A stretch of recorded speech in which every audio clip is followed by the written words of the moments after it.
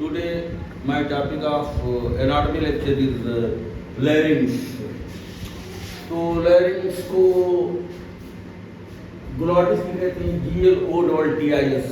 larynx का दूसरा नाम ग्लोटिस भी है और तीसरा नाम वॉइस बॉक्स भी है, वॉइस बॉक्स। और चौथा नाम साउंड बॉक्स है। और इसको स्वर यंत्र भी कहते हैं, स्वर यंत्र भी कहते हैं और आला तकल्लुम भी कहते हैं, आला तकल्लुम भी कहते हैं और नरखरा भी कहते हैं और हंजरा भी कहते हैं। इसका मतलब कई भाषा में, कई ज़बान में, कई लैंग्वेज में जो है अलग अलग। तो लैरिंक्स जो है ये मतलब लैरिंक्स को ग्लोटिस भी कहते हैं, GLOTTIS ग्लोटिस भी कहते हैं और इसको वॉइस बॉक्स भी कहते हैं, VOIC वॉइस बॉक्स, ठीक है। और इसको साउंड बॉक्स कहते हैं, साउंड बॉक्स भी कहते हैं।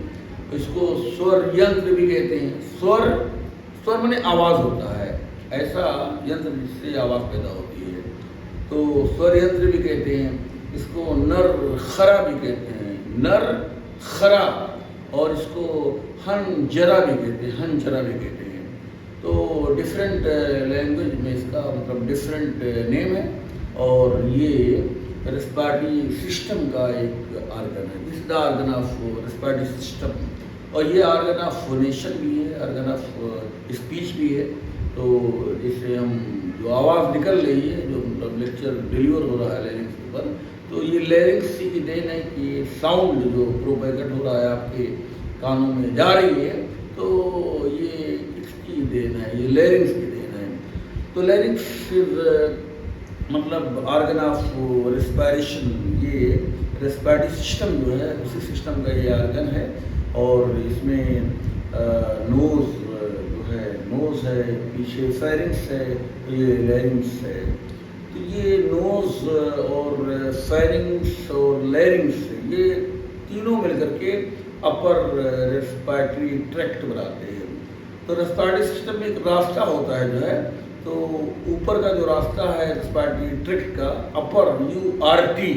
तो अपर रेस्पिरेटरी ट्रैक्ट में सबसे पहले फर्स्ट जो है ये नोज़, नाक, इसको अनफ भी कहते हैं, अलिफ नो से अनफ। और ये पीछे एक ट्यूब होता है और इसको फेरिंक्स कहते हैं, फेरिंक्स से। फेरिंक्स मतलब हलक है, हलक है, ठीक है, हलक कहते हैं। और उसके बाद ये जो मतलब उसके बाद लैरिंक्स है थर्ड नंबर, तो इसको मतलब हंजरा कहते हैं, हंजरा कहते हैं। तो ये तीनों जो है नोज, फेरिंक्स और लैरिंक्स है, ये अपर रेस्पिरेटरी ट्रैक्ट के तीनों आर्गन हैं। और क्योंकि all this three organs forms the URT upper respiratory tract. तो उसके बाद लैरिंक्स के बाद ट्रेकिया है, फिर ब्रांकस है, फिर लंग्स है। ये ट्रेकिया, ब्रांकस और लंग्स ये तीनों जो है मतलब रेस्पिरेटरी ट्रैक्ट का जो है ये लोअर LRT कहलाता है। लोअर रेस्पिरेटरी ट्रैक्ट यानी ट्रेकिया जो है, जब ट्रेकिया की बिजली जो होती है तो ट्रेकिया से यहाँ से ये LRT में आता है, लोअर रेस्पिरेटरी ट्रैक्ट। तो रेस्पिरेटरी ट्रैक्ट का जो है वो हिस्सा जो लैरिंक्स से लेकर के ऊपर की तरफ जाएंगे, लैरिंक्स से लेकर के, और ये फेरिंक्स और नोज ये तीनों आर्गन अपर रेस्पिरेटरी ट्रैक्ट और ट्रेकिया, ब्रांकस और लंग्स ये तीनों नीचे का। ट्रेकिया और ब्रांकस और लंग्स, TBL, T माने ट्रेकिया, B माने ब्रांकस और L माने लंग। ये TBL जो है ये LRT है, लोअर रेस्पिरेटरी ट्रैक्ट है। और नोज, N माने नोज होता है और P माने जो फेरिंक्स होता है और L माने लैरिंक्स होता है। NPL, ये देखो NPL जो है नोज, फेरिंक्स और लैरिंक्स, ये जो है URT upper respiratory tract. Nose को अनफ कहते हैं, नोज को अनफ कहते हैं। फेरिंक्स को हलक कहते हैं, हलक। और लैरिंक्स को हंजरा कहते हैं, हंजरा। ये URT है। अगर जो है मतलब अपर रेस्पिरेटरी ट्रैक्ट में कोई इन्फेक्शन होता है, कोई इन्फेक्शन होता है जो है, तो वहाँ पे URTI अपर रेस्पिरेटरी ट्रैक्ट इन्फेक्शन कहलाएगा। यानी कि नोज में अगर इन्फ्लामेशन हो गया, कोई काजल, कोई पैथोजेनिक ऑर्गेनिज्म आ गया, कोई वायरस आ गया, कोई बैक्टीरिया आ गया नोज के अंदर, म्यूकस मेम्ब्रेन में इन्फ्लामेशन पैदा कर दे, तो उसको राइनाइटिस कहते हैं। RHINID, ठीक है, राइनाइटिस कहते हैं। तो राइनाइटिस ये पर रेस्पिरेटरी ट्रैक्ट इन्फेक्शन URTI में आ गया। दूसरा है P, फेरिंजाइटिस। तो इसको अगर फेरिंजाइटिस हो गया, फेरिंक्स में इन्फ्लामेशन हो गया, इसको फेरिंजाइटिस कहेंगे। तो ये भी जो है अपर रेस्पिरेटरी ट्रैक्ट इन्फेक्शन में आ गया। Pharyngitis is the upper respiratory tract infection. और उसके बाद laryngitis, LAR, laryngitis inflammation of the larynx, तो ये भी URTI में आ गया। और ट्रेकिया, ये LRT में आ गया। LRT lower respiratory tract. तो लोअर रेस्पिरेटरी ट्रैक्ट में जो है ट्रेकिया है, ब्रोंकस है और लंग्स है। PBL, ट्रेकिया को कसबतुर्रिया कहते हैं। कसबतुर्रिया, ट्रेकिया का नाम है कसबतुर्रिया। तो कसबतुर्रिया जो है, कसबा बने होता है बांस, कसबा बने बांस होता है और रिया बने फेफड़ा होता है, यानी फेफड़े का बांस। ये दोनों तरफ राइट लंग लेफ्ट लंग के बीच में जो है ये बांस फेफड़े जो है बीच में है, सेंटर में, तो इसको कसबतुर्रिया कहते हैं। ब्रांकस को शोबतुर्रिया,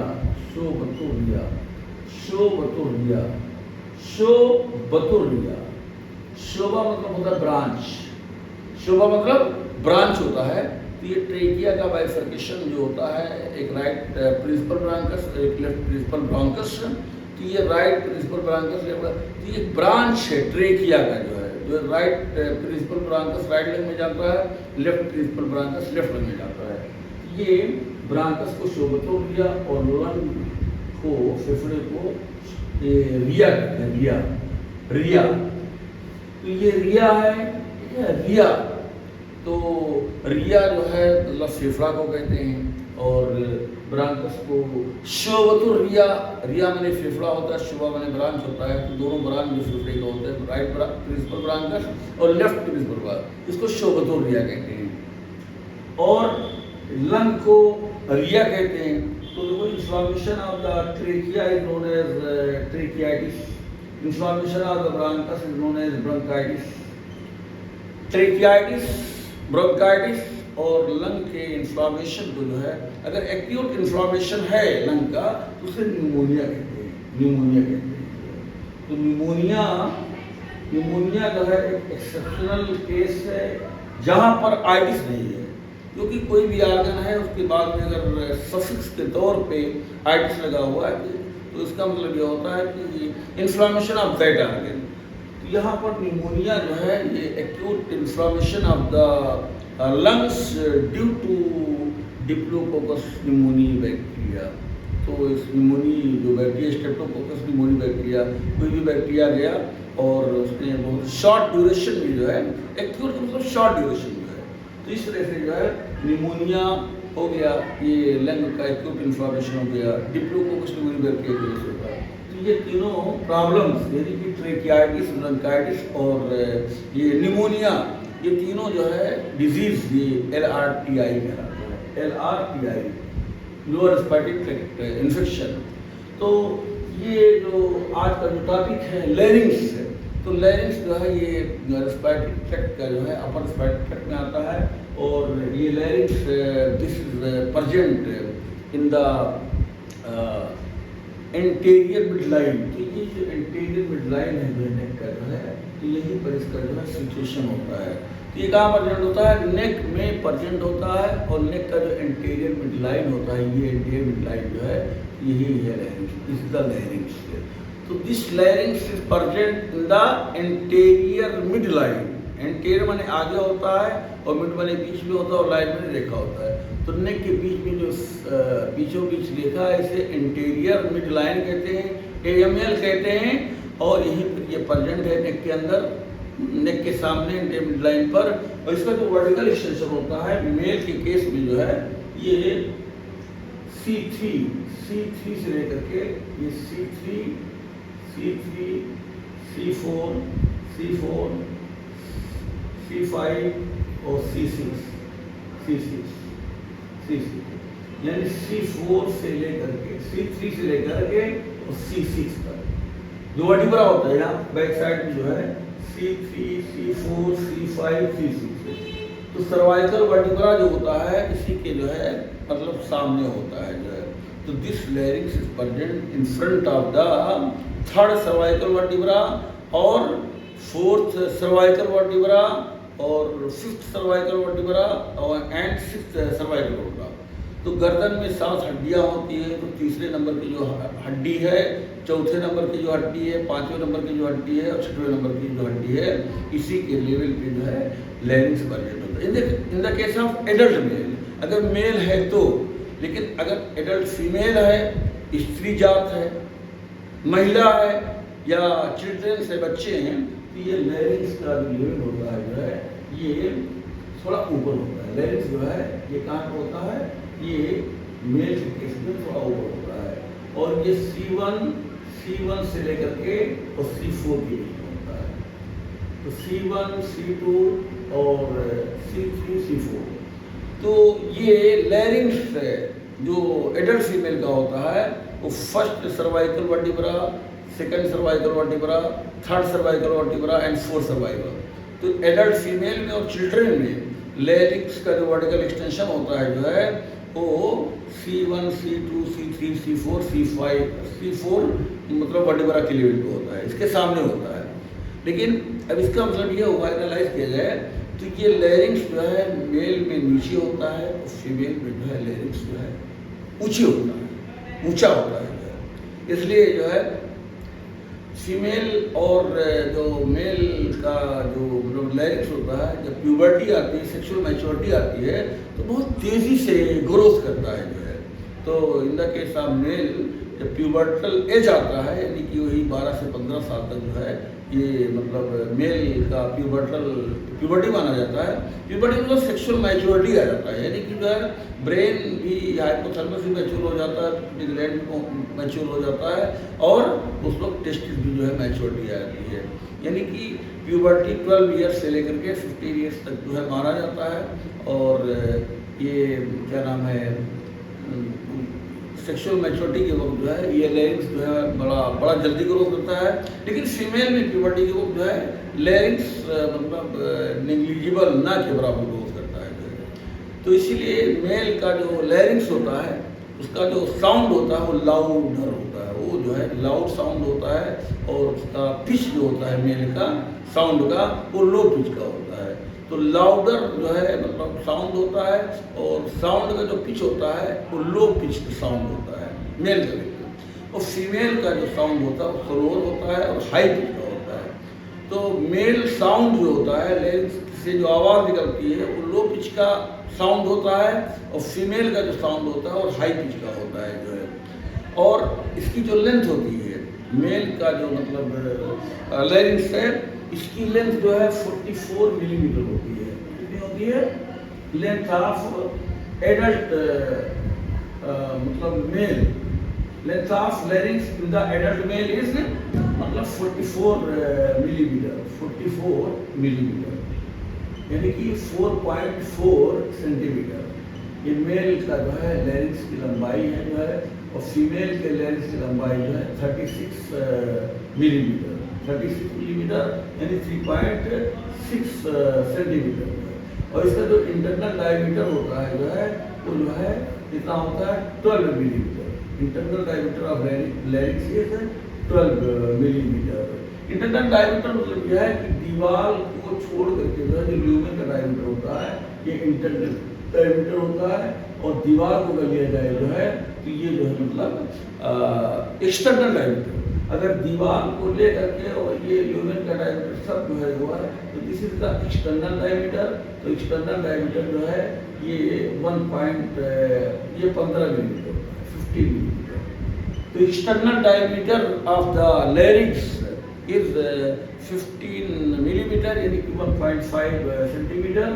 और ये जो इंटरनल डायमीटर है ल्यूमेन का डायमीटर, तो एक्सटर्नल डायमीटर में यानी कि ल्यूमेन का डायमीटर प्लस मतलब लैरिंजियल वॉल का डायमीटर, दोनों का कम्बिनेशन जो है वो 15 मिलीमीटर होता है, यानी कि 1.5 सेंटीमीटर होता है। लेकिन इंटरनल डायमीटर का मतलब होता है सिर्फ ल्यूमेन का diameter, only luminal diameter of the larynx. तो ये कम होता है इंटरनल डायमीटर, एक्सटर्नल डायमीटर जो है ये ज़्यादा होता है, 1.5 सेंटीमीटर होता है, और ये जो है 1.2 सेंटीमीटर होता है। यानी कि जो लैरिंजियल वॉल का जो डायमीटर है वो 0.3 जो है मतलब 0.3 जो है मतलब सेंटीमीटर होता है। तो इस तरह से ये लेंथ हो गया और मेल का और फीमेल का। अब इसका जो मतलब कॉन्स्टिट्यूशन है, इसका जो कंपोजिशन है लैरिंक्स का, जो फ्रेमवर्क है, जो ढांचा किससे बनाया है कि इसमें 9 कार्टिलेज होते हैं। देयर आर 9 कार्टिलेज, और ये 9 कार्टिलेज मिलकर के जो है लैरिंक्स बना है। और उसी कार्टिलेज के अंदर जॉइंट भी होता है, और उसी कार्टिलेज जो है लिगामेंट भी लगा रहता है, क्योंकि 9 कार्टिलेज को जो है जोड़ना है, लिगामेंट भी रहता है। और उसी कार्टिलेज के अंदर मेम्ब्रेन भी रहता है, एक कार्टिलेज दूसरे कार्टिलेज को जोड़ता है, मेम्ब्रेन भी जो है।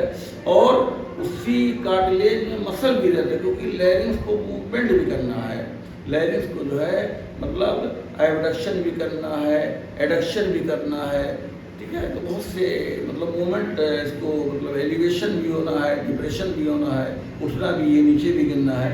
तो इस तरह से इसमें मसल का भी अटैचमेंट होता है, ठीक है। ये जो मसल होता है वो मोटर सिस्टम का वो है, तो लैरिंक्स को मूवमेंट हरकत भी करना है, इसलिए मसल भी होता है, लिगामेंट होता है।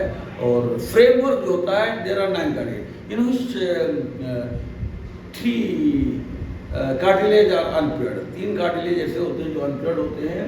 पहला थायराइड कार्टिलेज, दूसरा जो है ये क्रिकॉइड कार्टिलेज, और तीसरा एपिग्लॉटिक कार्टिलेज।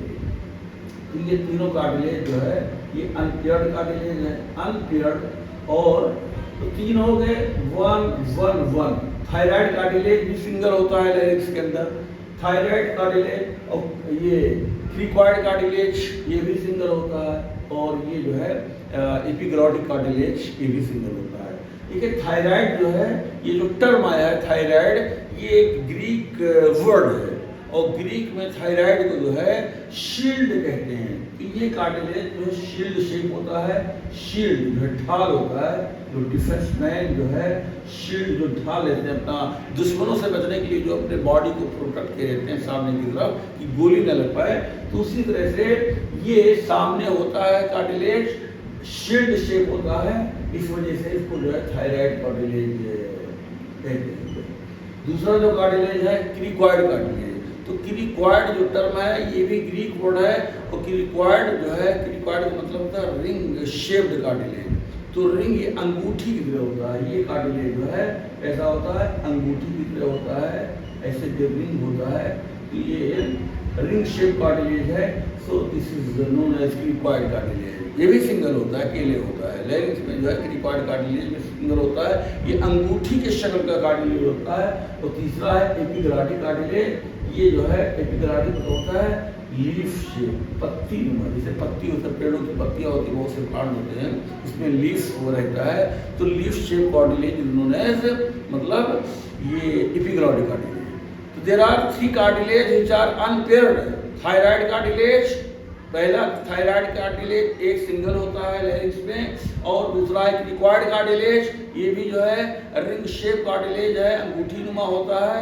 और तीसरा है एपिग्लॉटिक कार्टिलेज, ये जो है लीफ शेप होता है, पत्ती नुमा है। तो इस तरह से ये भी एपिग्लॉटिक कार्टिलेज भी सिंगल अकेले होता है, और क्रिकॉइड कार्टिलेज भी सिंगल होता है, अकेले अनपेयर्ड कार्टिलेज है। और थायराइड कार्टिलेज भी ये सिंगल होता अकेले होता है। उसके बाद पेयर्ड कार्टिलेज में जो है, पेयर्ड कार्टिलेज में, तो पेयर्ड में जो है एक पहला जो है एरिटिनॉइड कार्टिलेज, ARYTENOID, एरिटिनॉइड कार्टिलेज। एरिटिनॉइड कार्टिलेज जो है, एरिटिनॉइड भी ग्रीक वर्ड है, इसका मतलब होता है कप शेप का, ये प्याला नुमा मतलब कार्टिलेज होता है, जैसे प्याला होता है जो है प्याला नुमा कार्टिलेज होता है। ये जो है ये प्याला कप शेप कार्टिलेज या पिरामिड शेप कार्टिलेज। तो एरिथ्रोनाइड का मतलब कप शेप्ड कार्टिलेज को भी कहते हैं, कप शेप्ड भी कहते हैं, प्यालानुमा, और पिरामिड शेप जैसे पिरामिड होता है जिसका पिरामिड जो है, ठीक है, तो ये पिरामिड शेप भी मतलब होता है। तो एरिथ्रोनाइड का दो मीनिंग होता है, एक कप शेप्ड कार्टिलेज या दूसरा पिरामिड शेप कार्टिलेज। तो पिरामिड भी होता है एरिथ्रोनाइड का मतलब, ग्रीक जबान में, ग्रीक भाषा में एरिथ्रोनाइड का मतलब होता है कप शेप, कप प्याले की शक्ल में अगर कोई चीज़ हो तो उसे एरिथ्रोनाइड कहते हैं, या पिरामिड की शक्ल में कोई चीज़ हो तो उसे भी एरिथ्रोनाइड कहते हैं।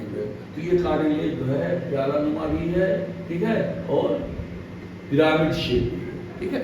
यहाँ पर एरिथ्रोनाइड कार्टिलेज जो है, जो एरिथ्रोनाइड है, ये इसके दो मीनिंग है, कप शेप भी है और ये पिरामिड शेप है। इसमें जो सबसे ज़्यादा उचित है, अप्रोप्रिएट है मीनिंग, क्योंकि दो मीनिंग है, कप शेप भी है और पिरामिड शेप है, तो ये पिरामिड शेप जो है ये सुटेबल जो है मीनिंग है।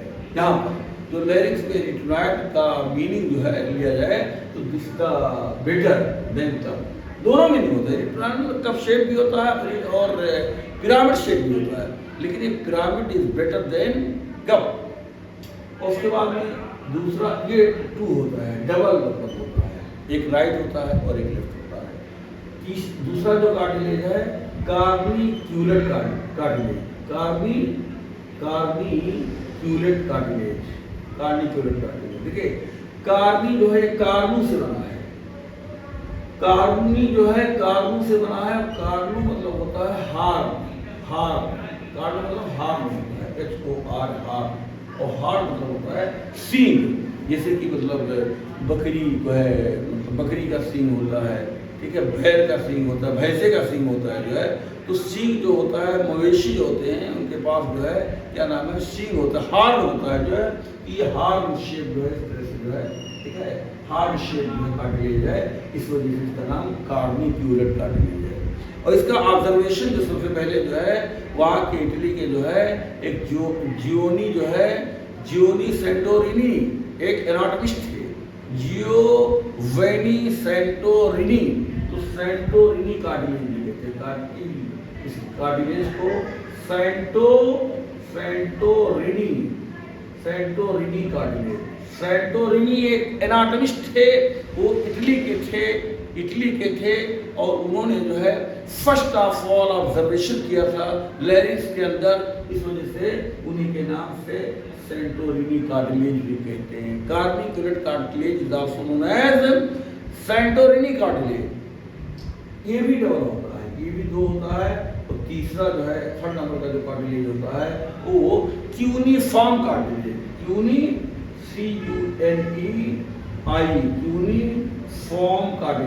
Uniform cartilage. तो क्यूनिफॉर्म कार्टिलेज जो है, क्यूनी का मतलब होता है wedge shape, wedge, WEDGE, wedge shape. तो इसका जो शेप होता है वेज की शक्ल का होता है।